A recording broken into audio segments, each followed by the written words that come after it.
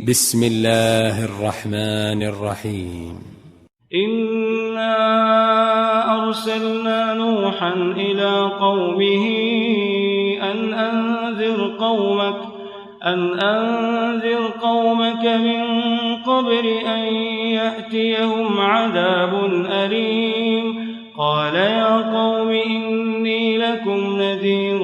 مبين أن اعبدوا الله واتقوه وأطيعون يغفر لكم من ذنوبكم ويؤخركم إلى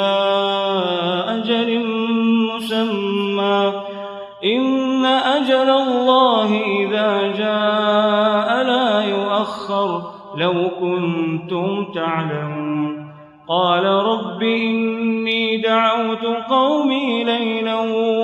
ونهارا فلم يزدهم دعائي إلا فرارا وإني كلما دعوتهم لتغفر لهم جعلوا أصابعهم في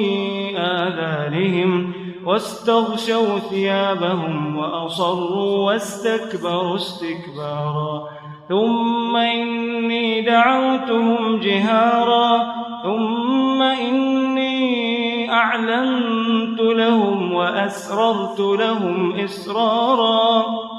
فقلت استغفروا ربكم إنه كان غفارا يرسل السماء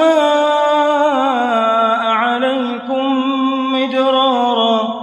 ويمددكم بأموال وبنين ويجعل لكم جنات ويجعل لكم أنهارا ما لكم لا ترجون لله وقارا وقد خلقكم أطوارا ألم تروا كيف خلق الله 7 سماوات طباقا وجعل القمر فيهن نورا وجعل الشمس سراجا والله أنبتكم من الأرض نباتا ثم يعيدكم فيها ويخرجكم إخراجا والله جعل لكم الأرض بساطا لتسلكوا منها سبلا فجاجا قال نوح رب إنهم عصوني واتبعوا من لم يزده ماله وولده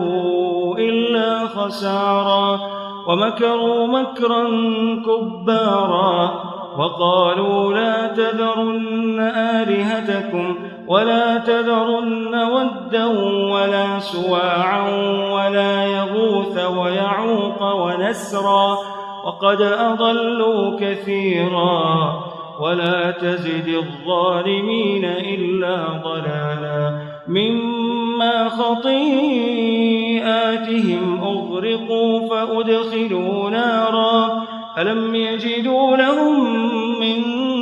دون الله أنصارا وقال نوح رب لا تذر على الأرض من الكافرين ديارا إنك إن تذرهم يضلوا عبادك ولا يلدوا إلا فاجرا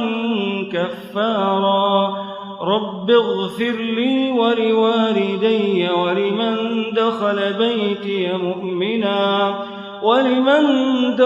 بيتي مؤمنا وللمؤمنين والمؤمنات ولا تزد الظالمين إلا تبارا.